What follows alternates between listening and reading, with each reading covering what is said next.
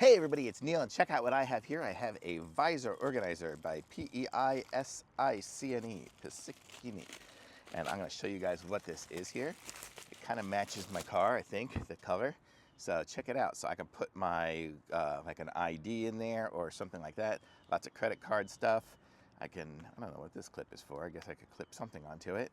But then I can slide things into here too. So all my paperwork for my car and stuff. So let's go ahead and try to attach this thing to my visor, and I'll show you guys what it looks like here. So I have a Tesla, and I think I can take this off. Yes, so I will strap it on there, and this side here.